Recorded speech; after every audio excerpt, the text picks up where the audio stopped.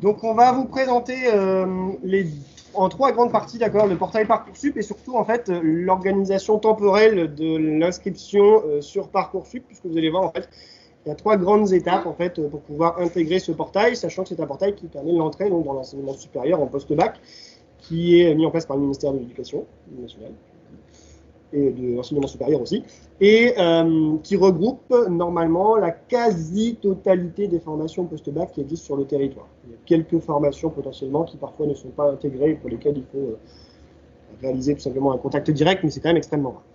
Donc sur Parcoursup, globalement, voilà, quelles sont les 3 grandes étapes à retenir? Alors le principe clé déjà de Parcoursup, c'est que il a été mis en place ce portail il y a maintenant 3 ans, le 4e.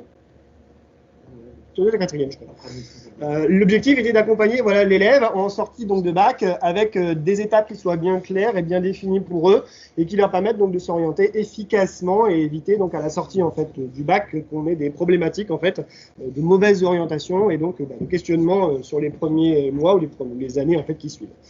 Donc, des informations clés qui sont apportées par le portail. Les élèves ont déjà pu découvrir ces informations. Elles seront encore plus détaillées à partir du 20 janvier, c'est-à-dire au moment où ils pourront découvrir et s'inscrire en réalité sur le portail.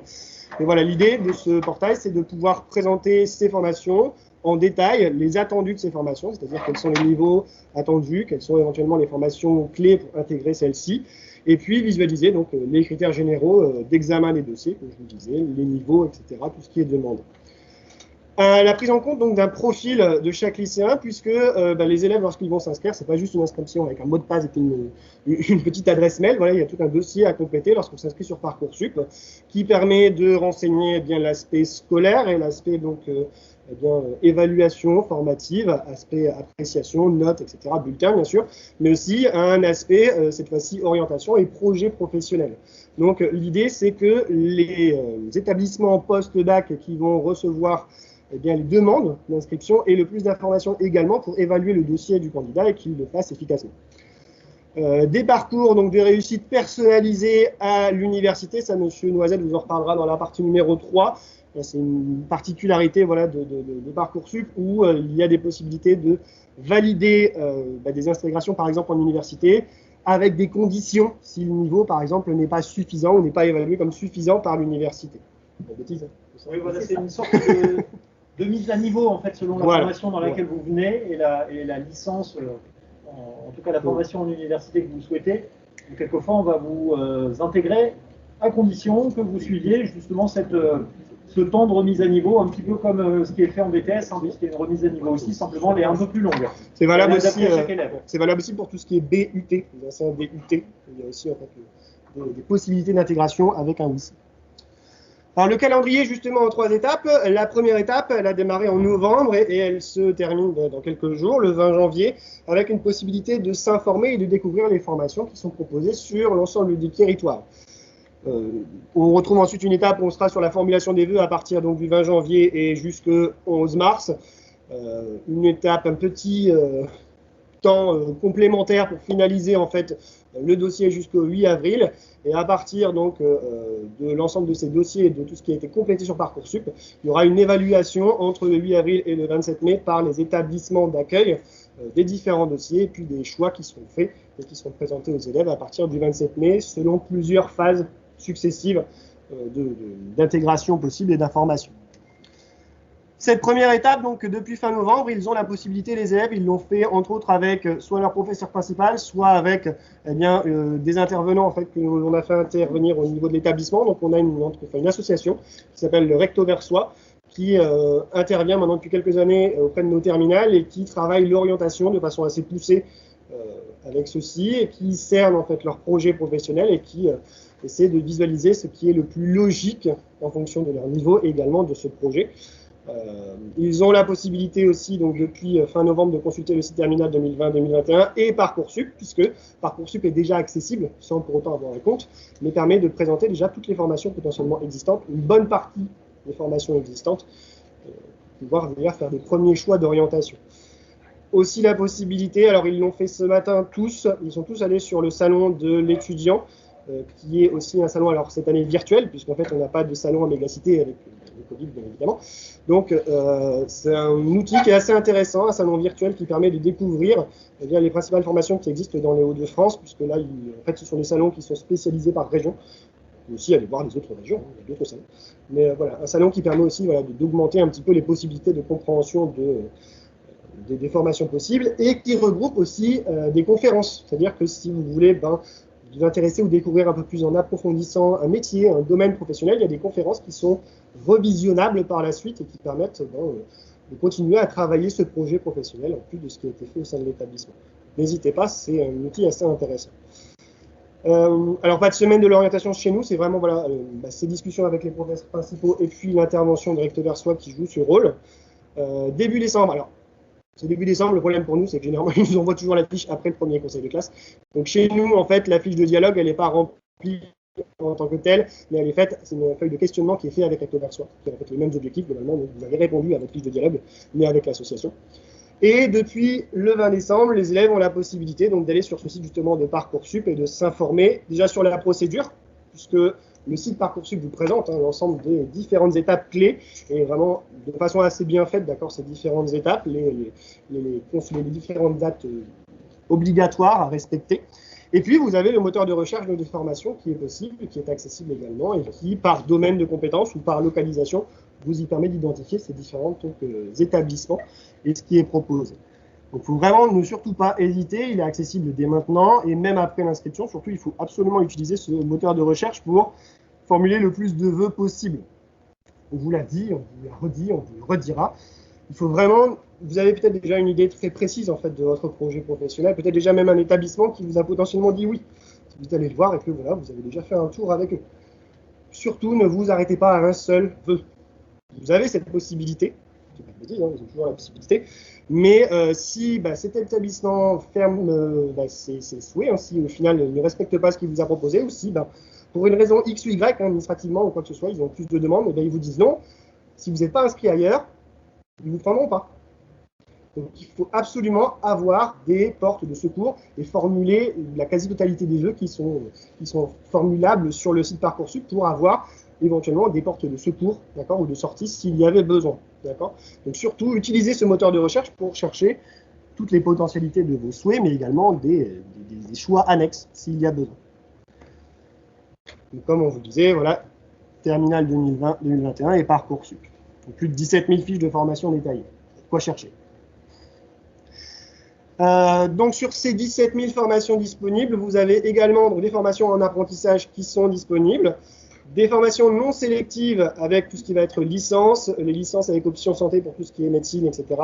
Et puis, métiers tels que tout ce qui va être préparation des concours aussi, il me semble bien, et puis aussi IFSI, etc. Tout ça, c'est accessible. Et puis après, vas-y.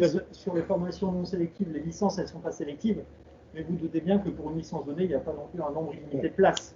Donc finalement, c'est un petit peu sélectif quand même, parce qu'ils sont obligés aussi de créer un ordre de choix pour les élèves. Donc si en effet vous êtes pris, mais vous êtes sur liste d'attente de façon très très lointaine, vous avez peu de chance. Donc c'est pas sélectif, mais ça l'est indirectement, parce que forcément, ils ne peuvent pas non plus accueillir tous les étudiants. Et puis, donc, en parallèle de ça, cette fois, c'est des formations qui vont être sélectives et sur dossier. Et donc là, vous retrouvez toutes les classes prépa, les BTS. Donc, les BUT qui sont les anciens DUT, qui sont maintenant des bachelors universitaires en 3 ans et non plus en 2. Des formations en soins infirmiers telles que l'IFSI, tout ce qui va être paramédical, l'EFTS pour tout ce qui va être travail social, école d'ingé, commerce, enfin, voilà. Toutes les potentialités se retrouvent. Juste en bas, l'encadré, ce que je vous disais tout à l'heure, quelques rares formations privées ne sont pas présentes sur Parcoursup.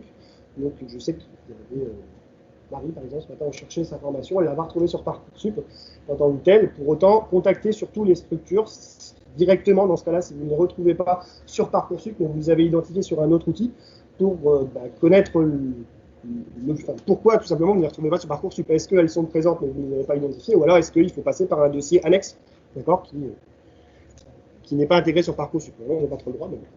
Je rajoute une petite chose qui a son importance, c'est-à-dire que, vous voyez, par exemple, l'école d'ingénieur, je vois vous pouvez intégrer directement l'école d'ingénieur, mais quelquefois, c'est plus que conseillé d'abord de faire un bon BTS Parce que dans les écoles d'ingénieurs, en troisième, en deuxième, en troisième année, ça va dépendre, il y a toujours possibilité d'intégrer ces écoles-là. Et quelquefois, même, on a plus de facilité à les intégrer en ayant fait un BTS en amont plutôt que directement après le bac. Donc voilà, si vous avez, si pour l'instant vous ne savez pas forcément, peut-être en effet partir sur une formation courte, 2-3 ans, et puis après, pourquoi pas enchaîner sur une formation plus longue. Donc il y a toujours possibilité en France, et l'avantage, il y a énormément de passerelles entre les différentes formations, et comme on disait tout à l'heure, quelquefois des remises à niveau. Donc voilà, c'est pas parce que vous choisissez une formation que vous allez vous enfermer. Alors, vous commencez à vous spécialiser encore davantage, c'est sûr, mais vous aurez encore énormément de possibilités. Encore faut-il s'en donner les moyens, bien entendu. C'est ce qu'on vous dit aussi au niveau du bac. Hein, finalement, quel que soit le bac que vous présentez, vous pouvez faire finalement tout. Pardon. Mais forcément, il y aura une sélection. C'est-à-dire que si vous voulez postuler pour une formation apparemment très sélective, il faut montrer aussi que vous avez le niveau attendu pour pouvoir l'intégrer. Alors, des nouvelles formations, donc les écoles vétérinaires françaises qui l'intègrent maintenant. Alors, les BUT, comme on vous disait, qui peuvent être en fait, des formations intéressantes pour vous à la sortie même d'un bac techno ou d'un bac pro, sans souci. Et puis après, des classes préparatoires, mathématiques, physique, chimie, etc. Donc, surtout, n'oubliez pas, terminal 2020-2021.fr pour retrouver ces formations.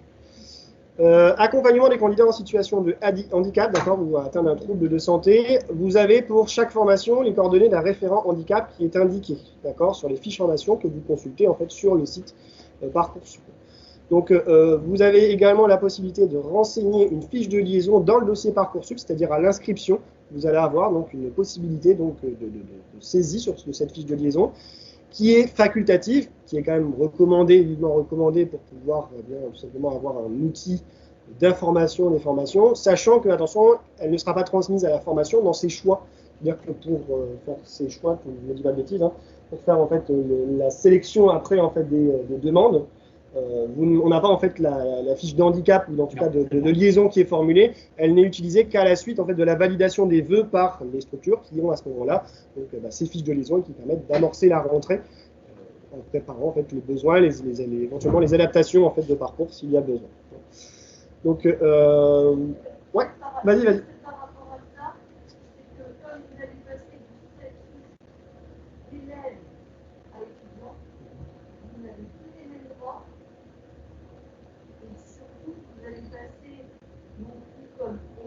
Comme étudiant handicapé, alors il y a un gros milieu handicapé, il y a beaucoup de différences entre les deux.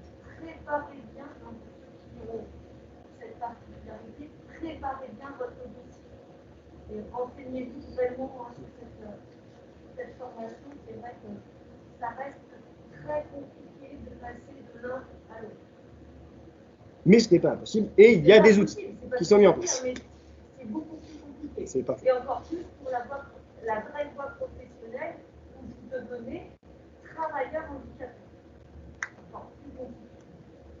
Donc à partir donc, des premières informations des écoles d'admission, des écoles qui peuvent recevoir donc, les élèves en post-bac, à partir des premières dates donc, de récupération de ces informations, donc le 27 mai, si votre dossier n'a pas été validé ou si vous n'avez pas intégré l'école correspondante, et si votre handicap justifie éventuellement un réexamen, d'accord, par exemple en fonction de situation géographique, etc., vous aurez une possibilité en fait d'information auprès du recteur et des recours qui sont envisageables, d'accord, en fonction de cela.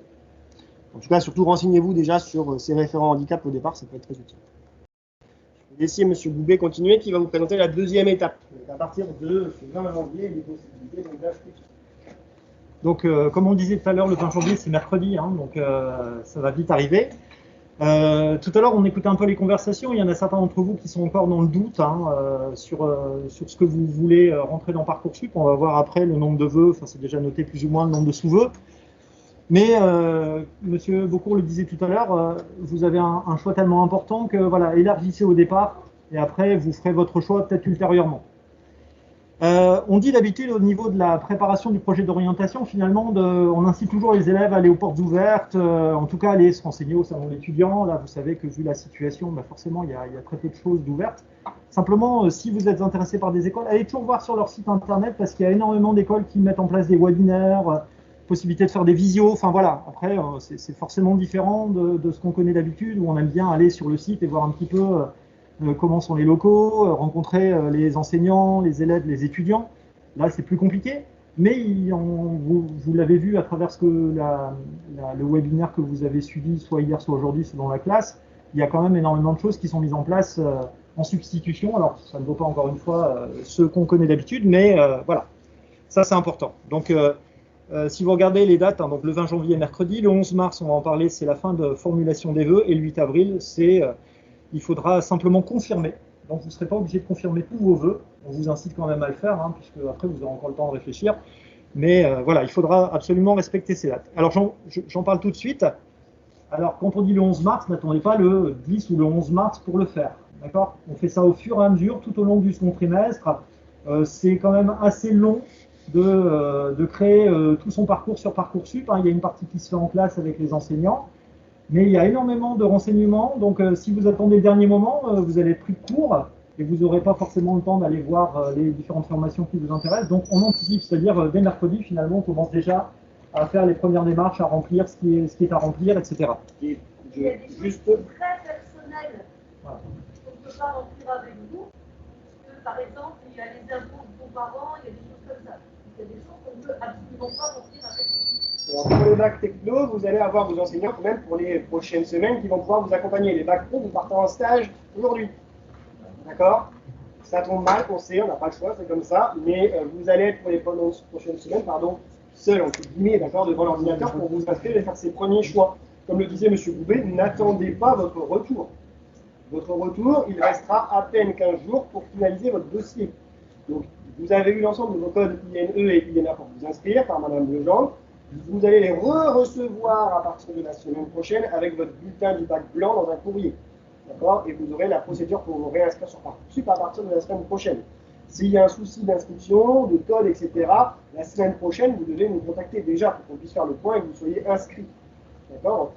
Après, vous aurez le temps de saisir l'ensemble de toutes les notes, les appréciations, etc. Il y a beaucoup de choses à saisir. D'accord ? Mais comme disait M. Goubet, n'attendez pas votre retour. Ce sera trop tard. Au retour, on fait un point là où vous en êtes, d'accord ? Qu'est-ce qui vous avez placé? Est-ce que c'est judicieux? Est-ce que voilà, ce sera on affinera. Vous n'hésitez pas aussi bien sûr à nous contacter par école directe, d'accord? Ou si vraiment besoin de gros questionnements par téléphone du secrétariat, s'il y avait un souci même du choix, etc. D'accord, d'orientation. Et j'insiste vraiment, n'attendez pas votre retour. Oui. Est-ce que ça se fait dans une même école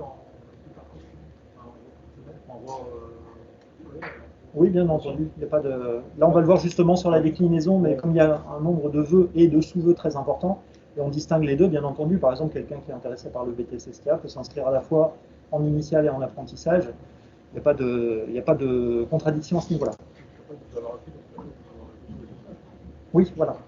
Ouais, ça, comment? Par exemple, vous choisissez STA en apprentissage, il est conseillé également de s'inscrire en STA, enfin, voie scolaire. Au cas où. Parce que si vous ne trouvez pas de patron, que vous puissiez Voilà. au moins avoir l'action d'être pris dans notre Donc, je continue après, vous allez voir que ça va être décliné, hein, le 11 mars. Donc, du 11 mars au 8 avril, vous avez possibilité de finaliser. Mais en tout cas, vos vœux devront déjà être exprimés. Donc, il y a encore du travail. Hein, il y aura encore vous allez voir que selon les formations, quelquefois, il y a énormément d'éléments qui sont demandés. Et puis, confirmer. Ça, c'est très important. Chacun de vos vœux, sauf si vraiment, entre-temps, vous avez dit, ah bah tiens, ce vœu-là, je l'avais noté, mais il ne m'intéresse pas du tout. Mais prenez le temps quand même de peser les choses, parce que finalement, vous ne risquez rien à le confirmer, mis à part donner du travail aux établissements d'accueil qui vont avoir beaucoup de dossiers à lire et après faire des choix au niveau de l'intérêt de tel ou tel dossier. On va voir aussi qu'au niveau, du deuxième conseil de classe, donc on va simplement prendre en compte toutes vos demandes, donc on les connaîtra et puis on émettra un avis sur les différentes demandes, puisque nous aussi, en tant qu'enseignant, en tant que chef d'établissement, professeur principal, enseignant, on a un certain nombre de choses à mettre justement vers la fin de votre inscription.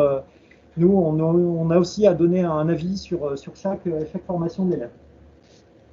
Et donc, en avril-mai, on en parlera tout à l'heure, hein, là, c'est le travail très, très conséquent des établissements d'accueil, hein, avant la décision que vous recevrez.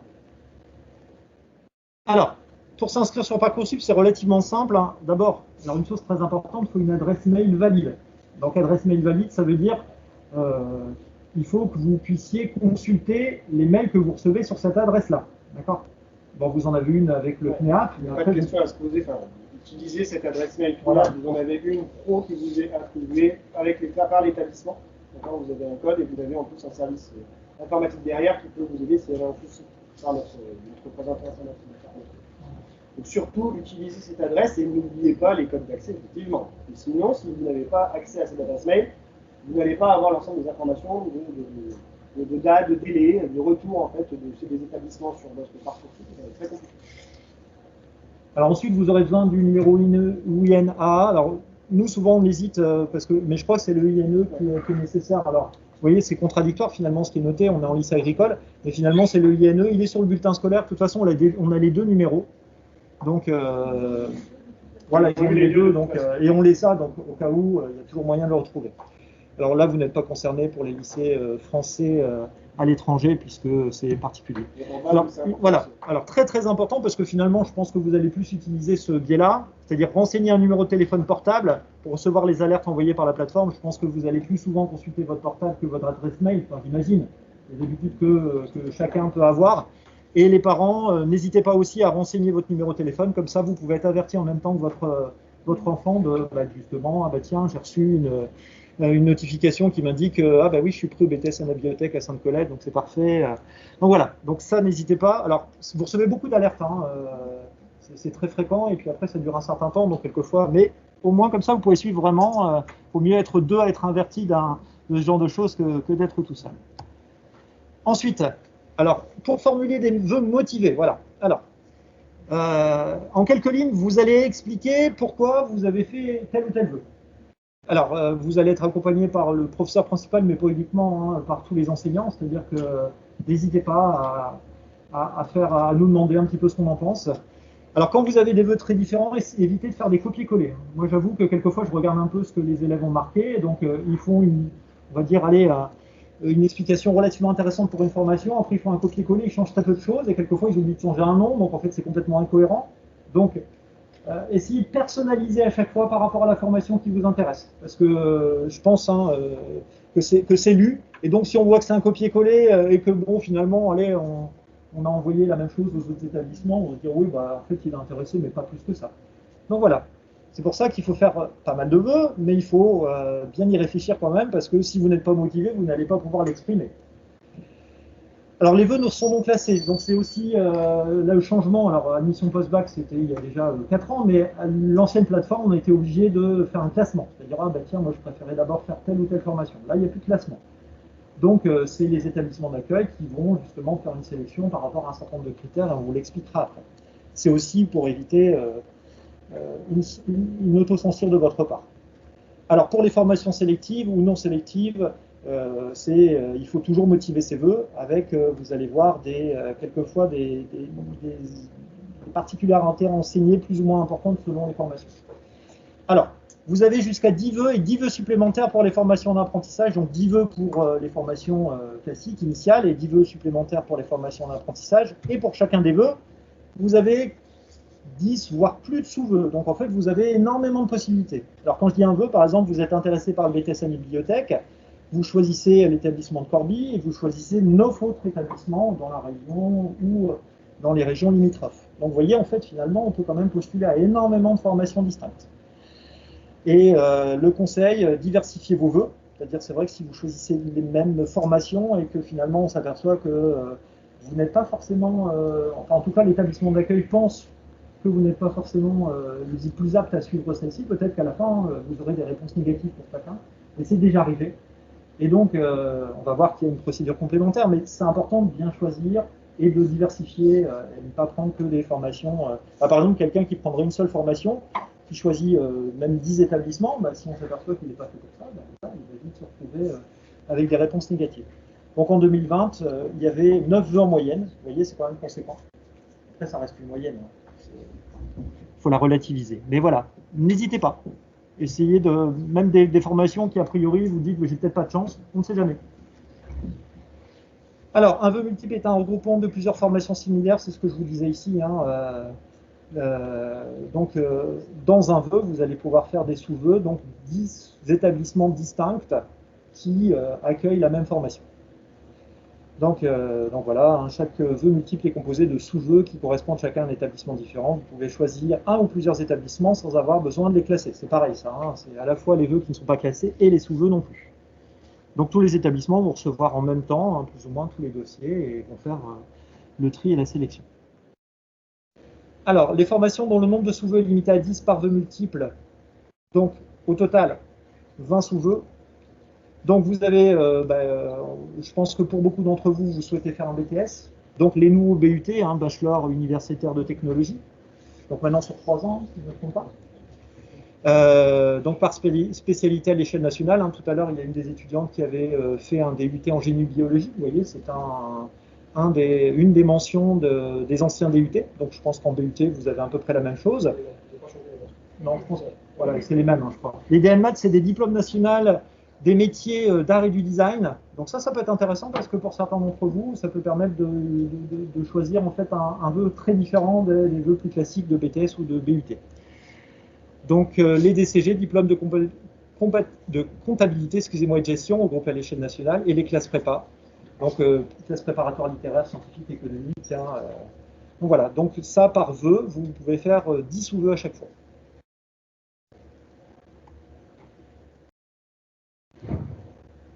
Alors, vous avez aussi, alors vous voyez, ça multiplie encore, certaines formations dans lesquelles le nombre de sous-vœux n'est pas limité.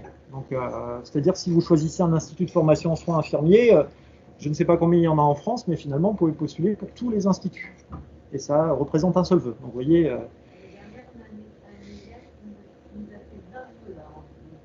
Voilà, ça peut arriver. C'est vrai que si un élève est mobile, s'il a vraiment envie d'être infirmier par la suite, ça peut être intéressant de se dire, voilà, je vais tout tenter, j'aurai plus de chance. Dans les établissements de formation en travail social, ça c'est des établissements particuliers, c'est pareil, vous n'avez pas de limitation. Dans les écoles d'ingénieurs et de commerce et de management, qui sont groupées souvent en unités, en réseau. Les écoles de sciences politiques, les parcours spécifiques accès santé, en Ile-de-France, donc vous voyez, là c'est un peu spécifique aussi, et le concours commun des écoles vétérinaires. Après, quelquefois, quand on hésite, n'hésitez pas à revenir vers nous, parce que vous voyez, quelquefois, c'est très technique, savoir selon la formation que je choisis, combien j'ai le droit de sous-vœux, est-ce qu'ils sont regroupés, au total, combien j'ai le droit à combien de sous-vœux. Vous voyez, c'est quand même un peu particulier. On a rarement un problème qui se pose, c'est-à-dire un élève qui en a trop à la fin, finalement. Vu la possibilité qu'on a, on arrive toujours à trouver son bonheur. Donc, on disait tout à l'heure, à partir de mercredi jusqu'au 11 mars, donc je crois que c'est un jeudi, formulation des vœux. Donc pour que ces vœux soient définitifs, vous devez, donc vous voyez, c'est relativement long, je disais compléter le dossier, donc vous allez saisir votre projet de formation motivé pour chaque vœu formulé, en évitant, comme je disais tout à l'heure, de faire trop de copier-coller. Vous allez renseigner aussi la rubrique préférences et autres projets. Donc ça c'est important parce que plus vous allez finalement indiquer de choses qui vont vous démarquer des autres élèves, plus vous aurez de chances d'intégrer telle ou telle formation. En tout cas pour certaines formations ça peut être intéressant. Et quelquefois, vous allez déposer des éventuelles pièces complémentaires demandées par certaines formations. Quelquefois, elles sont relativement nombreuses. Ici, je ne sais pas s'il y a des pièces particulières dans le BTS, l'un ou l'autre, qui sont demandées. Bulletin de première, donc premier, deuxième et troisième trimestre. Bulletin de terminale, premier, deuxième trimestre. Relevé de notes du bac français pour les formations qui ont passé le bac français. Et c'est Après, il y a les formations au niveau de l'état civil et autres, voilà, les formations administratives classiques, mais c'est surtout les bulletins. Sachant que, vu la situation que l'on a connue l'année dernière, vous n'avez pas eu de bulletin du troisième trimestre, mais c'est comme ça partout en France, puisque le confinement a commencé à peu près au début du troisième trimestre. Donc, si on vous le demande, on pourra vous sortir quelque chose, mais il n'y a pas de notes, parce qu'on n'a pas noté, c'était les consignes nationales. Donc, voilà, c'est partout pareil, donc je pense qu'ils ne demanderont pas. Ils vont s'adapter aussi à la situation particulière que l'on a connue.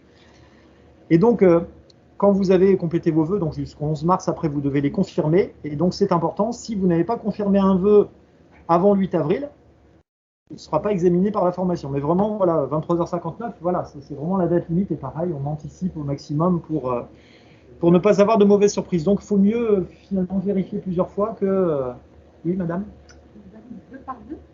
Oui, je crois. Hein, c'est voilà, 2 par 2, voilà. La globalité d'un seul coup. Non, non, non, non, il faut vraiment. C'est pour ça, en fait, vous pouvez aussi dire, bah tiens, tel vœu, finalement, je ne le prends pas. Non, non, c'est vraiment en validation de cas par cas. C'est un serveur informatique, ne l'oubliez pas. Donc, ça tu le crois, les derniers jours, c'est Oui, on va pas y aller les derniers jours. c'est fini. Oui, je pense que. Les jours-là. Même Même le 7. Bah, va plus accéder à la plateforme. Donc, vraiment, prends la peur. on va commencer. C'est pas 2 jours avant que j'ai pu. De toute façon, à partir du moment. Voilà. De toute façon, Parcoursup, comme ça commence le 20 janvier, il faut commencer le maximum là, fin janvier, début février. Après, le 11 mars, normalement, un peu avant, le dossier doit être. Enfin, tous les vœux doivent être mis. Après, vous avez encore un peu le temps de remplir, mais à chaque fois, commencez dès le début, en fait. Hein, et faites ça au fur et à mesure parce que ça peut être vite long. Hein, c'est beaucoup de travail. Donc, on y passe vite. Voilà. Voilà. C'est pas des pièces jointes, c'est rentré. Ouais, voilà. Parce que nous, on a des difficultés pour remonter, en fait, encore actuellement avec notre logiciel, remonter, parce qu'il y a des établissements qui peuvent remonter les notes et les appréciations. Nous, c'est pas encore le cas. Avec notre plateforme, on ne peut pas. Je pense, si, peut-être. On n'a pas les mêmes publics Oui. que l'éducation nationale. D'accord. Parce qu'en effet, au niveau du bac STAV, au niveau du bac pro, on a des matières spécifiques. Et donc, comme Parcoursup a été créé par le ministère de l'Éducation nationale, quelquefois, on a du mal à savoir qu'est-ce que je vais mettre là.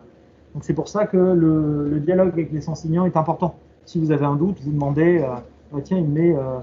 par exemple, je donne un exemple tout simple. Nous, on fait de la biologie-écologie. Dans l'éducation nationale, c'est souvent sciences et vie de la Terre. C'est pas exactement la même chose, mais ça ressemble. Voilà. Il n'y a pas de STA. Voilà, vous voyez, des matières comme ça particulières, spécifiques à nos formations. Et en bac pro, je pense que c'est la même chose. Il y a quelquefois un manque de correspondance entre ce qui est demandé et ce que l'on a sur nos bulletins.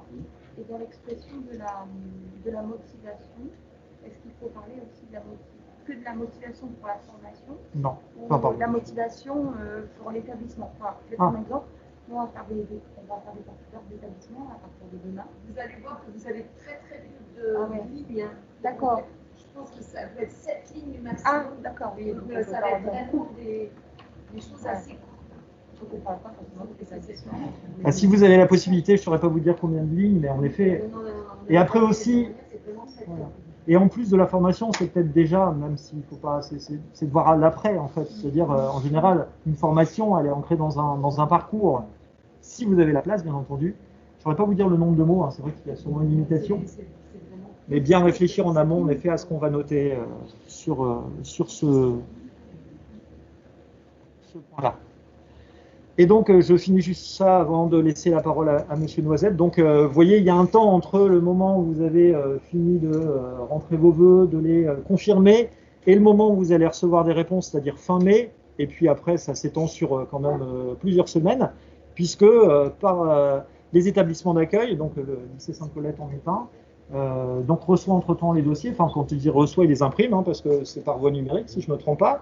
Donc après, il y a un classement qui est fait, il y a une lecture qui est faite.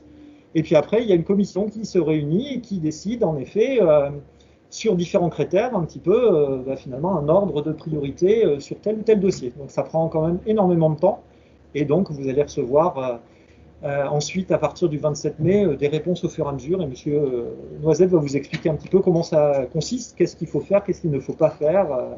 Voilà. Est-ce que sur cette partie-là vous avez des questions? C'est quoi les critères? Monsieur Noisette, par exemple, pour le BTS, va vous les présenter après. C'est vraiment par formation. C'est difficile de... alors, justement, sur les critères, quand même, on en a parlé un petit peu. Donc, il y a des critères scolaires. Mais on va dire que tout ce qui se passe en dehors de l'école est, alors, je ne dis pas tout aussi, mais presque aussi important que ce qui se passe à l'école. C'est-à-dire, si vous faites des activités culturelles, sportives, si vous vous engagez, par exemple, vous êtes pompier volontaire, enfin, vous êtes délégué de classe, enfin là, c'est plutôt au niveau scolaire, mais voilà, tout l'engagement que vous pouvez avoir en dehors, il va être tout aussi important. Quelquefois, c'est ça qui va vous démarquer ou finalement vous mettre devant quelqu'un qui a à peu près le même profil que vous. Voilà, donc le côté scolaire est très important, mais ce qui se passe en dehors, essayez de le valoriser au maximum. Hein, je ne me trompe pas en disant ceci, hein, je pense qu'on aime bien aussi avoir voilà, des profils, des étudiants très divers. Donc voilà, je laisse donc la parole à Monsieur Noisette pour la... oui, c'est bon. Bah, oui, plus ça concerne finalement ce que tu disais tout à l'heure. Donc vous avez travaillé, à partir du mois d'avril, ça va être à nous de travailler. Donc quand je dis nous, ce sont les établissements d'accueil qui vont récupérer toutes vos demandes. Alors, plusieurs choses à savoir. On prend un exemple, vous postulez chez nous, par exemple pour le BTS STA à Sainte-Colette, on ne sait pas vos autres vœux. Voilà. On ne connaît que le vœu qui nous concerne. Voilà, c'est tout. Donc on ne sait pas combien vous avez de formulé d'autres vœux et si vous êtes allé voir d'autres BTS STA ou d'autres BTS de l'enseignement agricole ou l'éducation nationale, ça on ne le sait pas. On a le vœu qui nous concerne. Quand vous allez remplir vos dossiers et aller voir les formations, il y a deux choses à regarder. C'est que nous, on a renseigné dans le paramétrage ce que l'on appelle des capacités d'accueil. Voilà. Donc pour chaque vœu que vous allez formuler, vous savez en moyenne à peu près combien il y a d'étudiants dans la classe. Donc vous savez à peu près en moyenne combien on va prendre d'élèves. Voilà. Vous avez une rubrique qui s'appelle capacité d'accueil.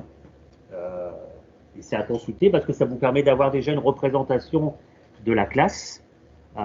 Et vous savez aussi, parce qu'on l'a renseigné, combien de dossiers et de vœux ont été formulés l'année dernière.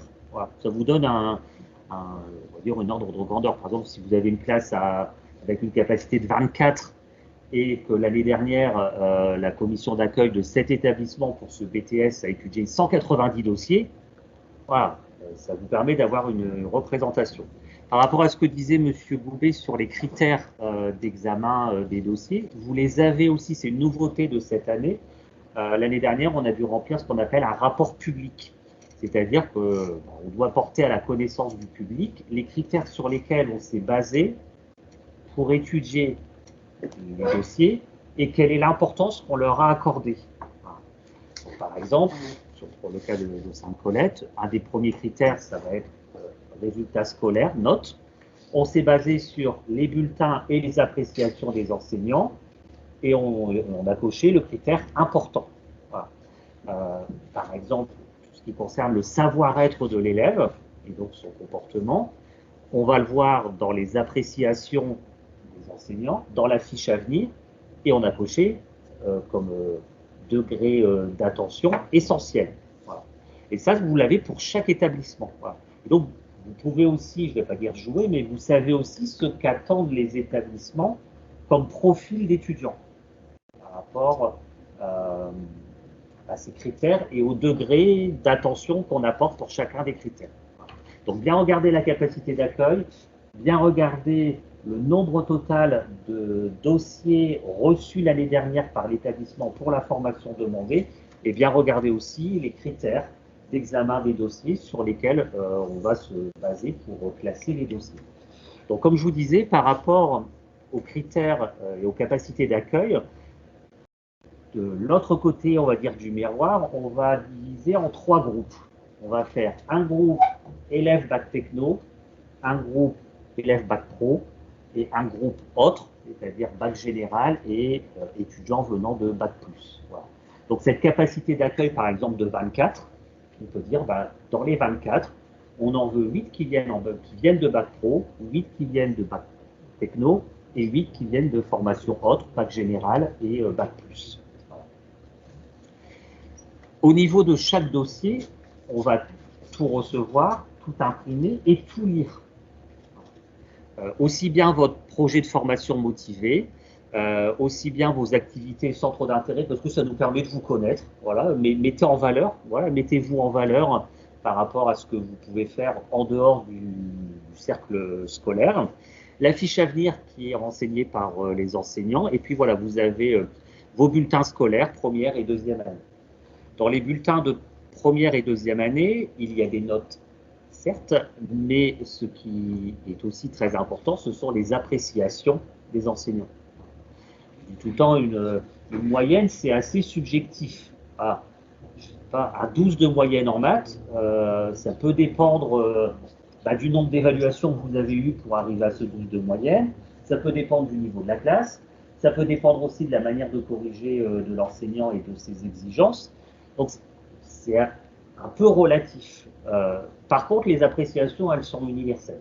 Voilà. Quand on nous marque élève sérieux, voilà, on sait tous ce qu'est un élève sérieux. Quand on a l'appréciation, n'a pas exploité toutes ses capacités à mesurer son investissement, voilà, on sait aussi ce que ça veut dire derrière. Voilà. Donc les appréciations, elles ont vraiment leur importance, aussi bien par matière que l'appréciation au niveau de l'équipe. Voilà. Et un élève et donc un futur étudiant, ce n'est pas que des notes. Non, ça serait simple. Hein. Voilà. Voilà, c'est aussi des appréciations et c'est aussi voilà, de montrer votre motivation. Alors même si au niveau de le projet de formation motivé, il y a peu de place, vous pouvez essayer quand même de glisser que vous êtes allé au moins sur le site internet et que vous vous êtes intéressé à la formation. Voilà. Par contre, on ne peut pas vous privilégier en disant oh, voilà, ils sont venus à nos portes ouvertes ou donc on va les prendre à coup sûr. Voilà. Mais ça montre quand même que vous vous êtes intéressé à l'établissement. Donc nous, au niveau de chaque dossier, on va les étudier et on va les classer.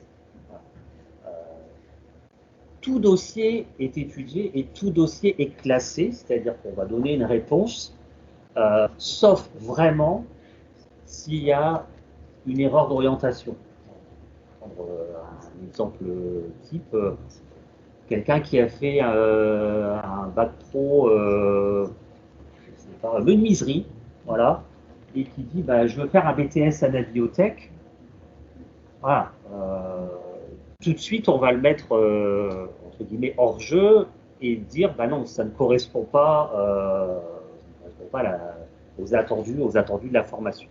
Donc, Parcoursup au service de l'égalité des chances.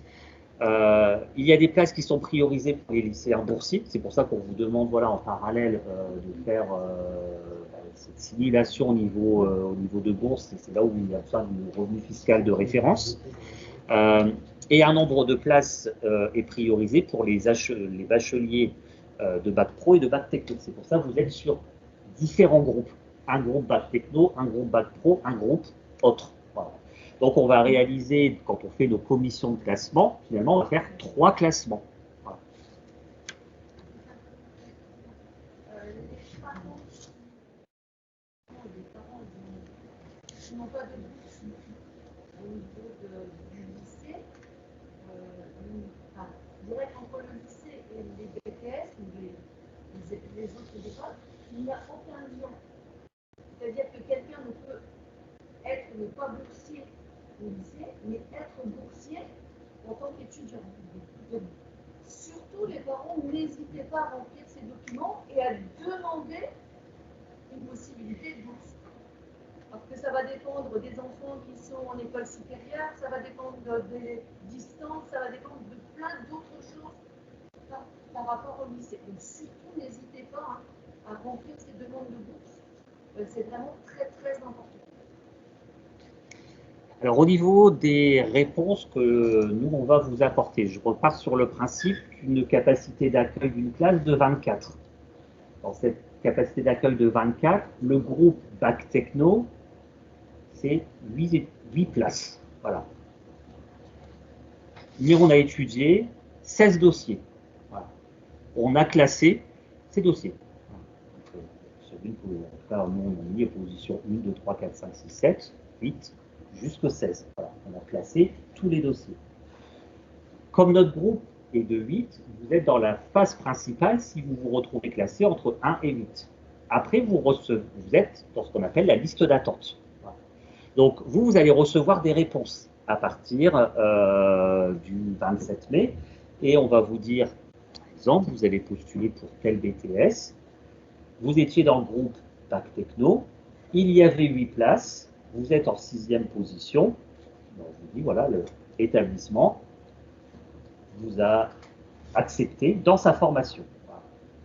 Par contre, si dans le groupe Bac Techno, vous êtes en 12e position, vous avez la réponse que vous êtes en liste d'attente et, chose qui est bien, qui vous permet de visualiser, vous savez à quel rang vous êtes en liste d'attente. En disant, bah, vous êtes en liste d'attente en 4e position. Voilà. Et vous connaissez les seuils, justement, pour dire, bah, voilà, Il en faut 3 au moins qui se décident pour que moi je puisse arriver dans la phase principale. C'est pour ça qu'on vous dit, je consulte les réponses des formations sur la plateforme, je reçois les propositions d'admission au fur et à mesure et en continu, puis j'y réponds dans les délais indiqués sur la plateforme. C'est là où finalement les places vont commencer à se bouger entre ceux qui, par exemple, dans notre groupe Bac Techno, que l'on a classé entre 1 et 8, où on est prêt à les accepter, eux finalement, ils ont eu un autre vœu ailleurs et ils préfèrent aller ailleurs. Du coup, ils vont nous répondre non. Et puis vous, comme vous étiez en 12e position, voilà, vous allez gagner une place. Et c'est pas parce que vous êtes en liste d'attente que finalement, vous n'aurez jamais de place. Voilà. Il y en a aussi qui malheureusement n'auront pas leur bac. Du coup, ils vont être démissionnaires de la procédure Parcoursup. Et donc, vous allez aussi regagner une place. Il y en a d'autres, comme je l'ai déjà dit, voilà, qui vont accepter un autre vœu ailleurs. Et donc, c'est un jeu où finalement, il faut surveiller Parcoursup parce que voilà, vous allez gagner des places. Et vous pouvez avoir la situation où vous avez fait 6 vœux et sur les 6 vœux, vous avez 5 vœux positifs. Voilà. Il y a 5 établissements qui vous veulent. Voilà. Il va falloir répondre. Voilà.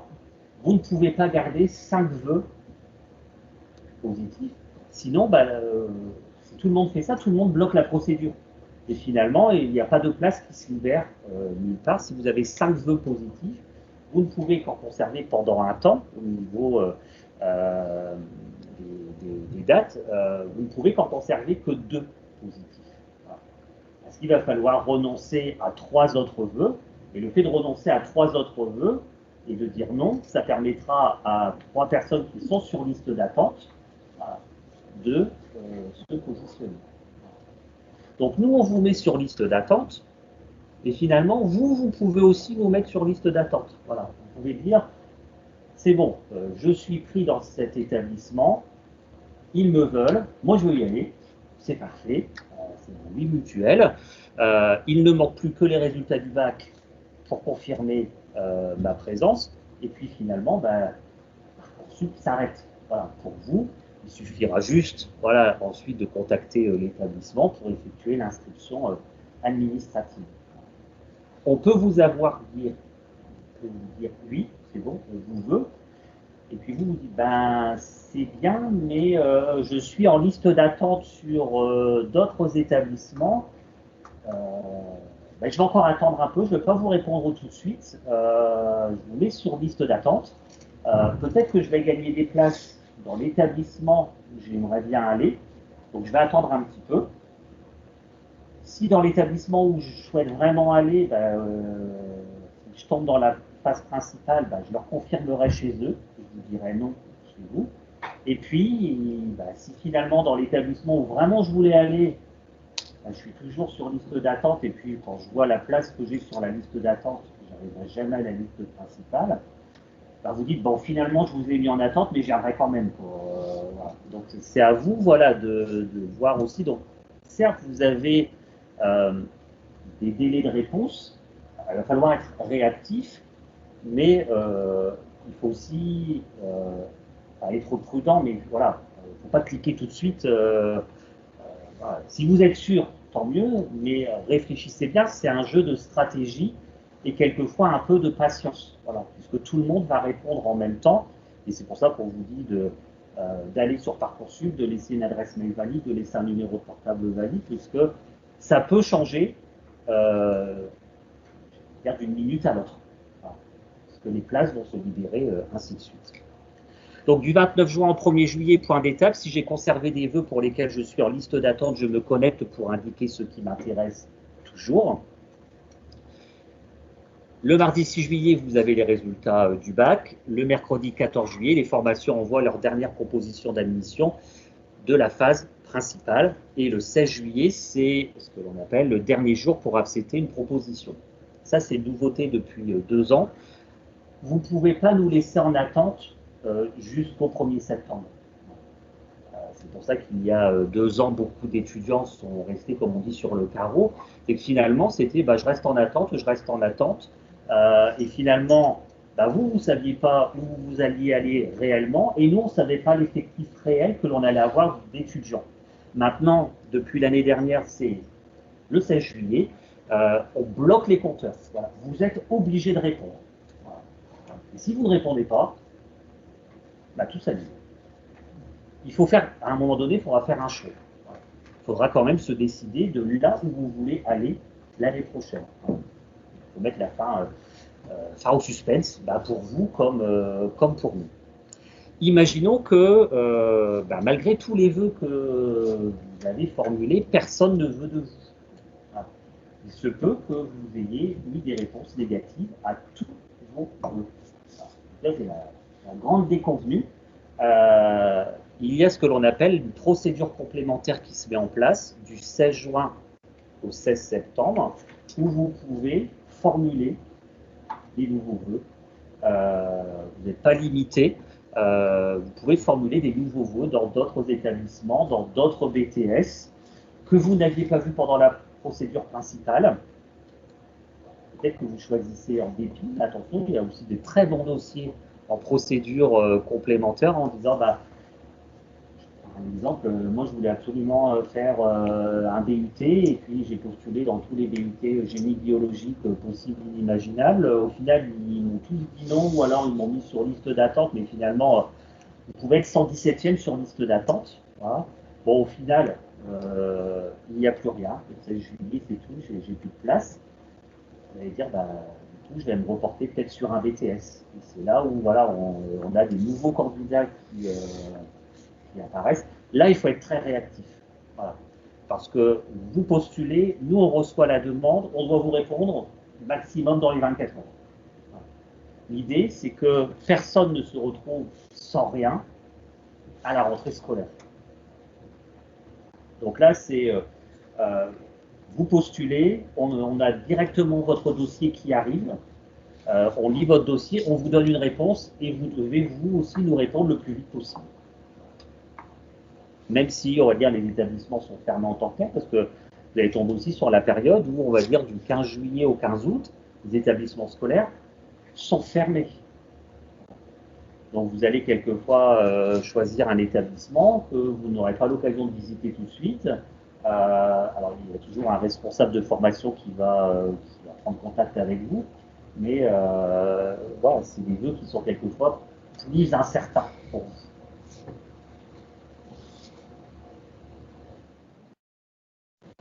Donc la phase d'admission principale, donc du 27 mai au 16 juillet, les candidats consultent leurs réponses à partir du 27 mai. Ils reçoivent des propositions au fur et à mesure et en continu. Chaque fois qu'un candidat fait son choix, il libère des places qui sont immédiatement proposées à d'autres candidats. Ils doivent obligatoirement répondre à chaque proposition d'admission reçue avant la date limite indiquée dans leur dossier. Pour aider les candidats en liste d'attente à faire leur choix, des indicateurs sont disponibles, ce que je vous disais, pour chacun de leurs vœux. Voilà, vous savez à quel rang vous vous situez au niveau de liste d'attente. Et vous pouvez, on va dire, jauger. Voilà, si vous êtes en 10e position, c'est pas irréaliste de se retrouver en liste principale. Bon, si vous êtes en 130e position, dites, wow, là, il faut des désistements avant que je puisse approcher la liste principale. Donc, un accompagnement de mai à septembre.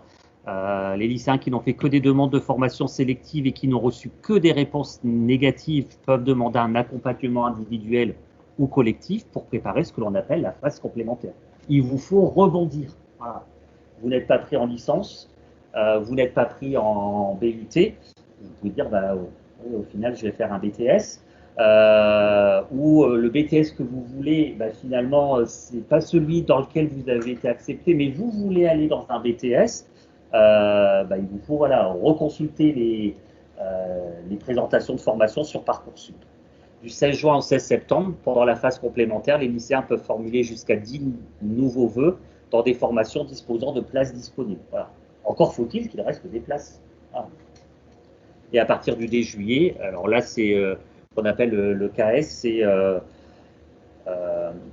quelquefois vous êtes vraiment bloqué. Il y a vraiment quelquefois des étudiants qui ne savent plus à quelle porte frapper pour être acceptés.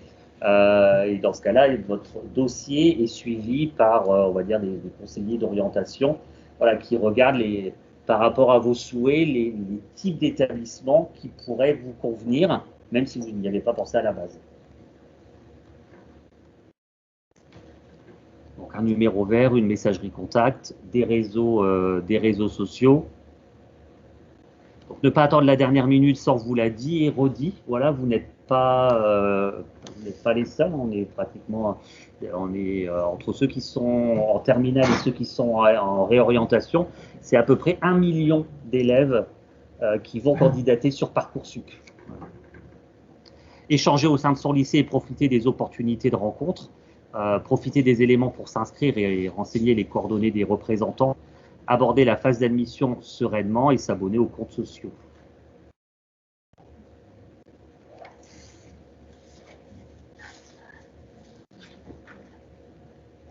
Est-ce qu'il y a des questions?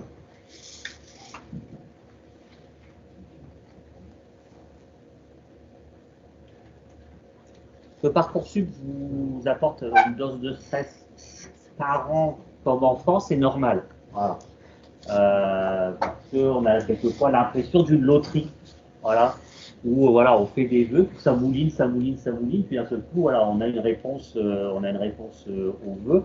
Alors, si vous avez l'image d'une loterie, c'est pas une loterie, parce que voilà, derrière les écrans, vous avez aussi voilà, des personnes qui vont lire vos dossiers, vos fiches à venir, vos projets de formation motivés, qui vont lire également vos bulletins et qui vont vous classer, comme on dit, en toute connaissance de cause.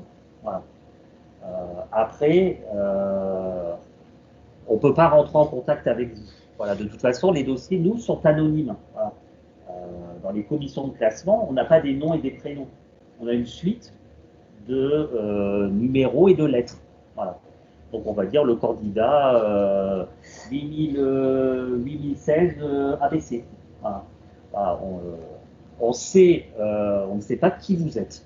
Voilà. On sait votre formation pour pouvoir vous classer dans les différents groupes, la pro, bac, techno et autres. Mais voilà, on ne sait pas qui vous êtes et on ne sait pas d'où vous venez. Voilà. Le but, c'est de respecter l'égalité des candidats.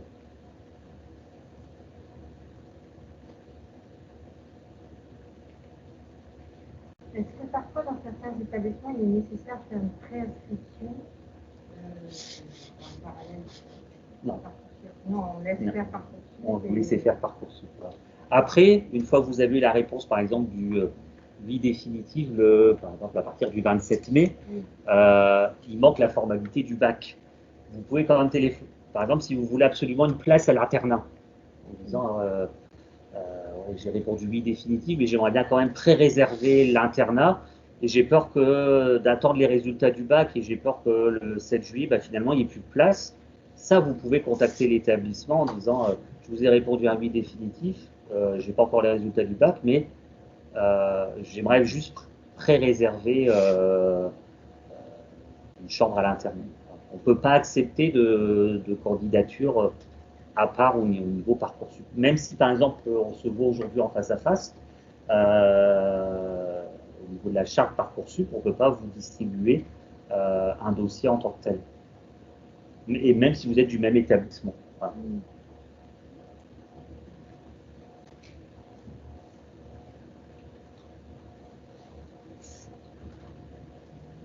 Il y a d'autres questions? C'est explicite. Ça vous paraît plus clair?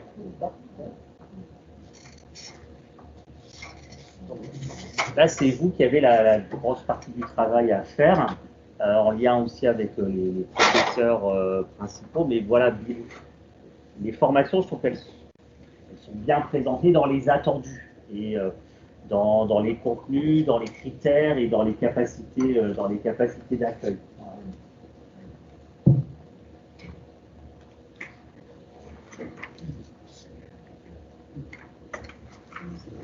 Il y a un gros point de vigilance pour les bacs pro. Vous êtes en stage dans toute cette phase jusqu'au 11 mars, vous devez formuler vos vœux. Vous allez devoir faire ça de votre côté chez vous. Il faut absolument que quand vous venez à l'UMA, vous choisissez pour qu'on puisse peut-être finaliser les choses ensemble. Voilà, soyez très vigilants là-dessus. Là, vraiment, la balle est dans votre camp. Nous, on est plus là physiquement avec vous pour le faire. Ce que je disais tout à l'heure, s'il y a des questionnements, c'est pas quand vous venez de stage, d'accord, qu'il faut les poser. Voilà, vous avez des adresses mail, il y a l'école directe, il y a le téléphone, n'hésitez pas à poser des questions entre deux, d'accord. Et cette semaine, il ne faut pas se dire j'ai le temps, on va se revoir. Non.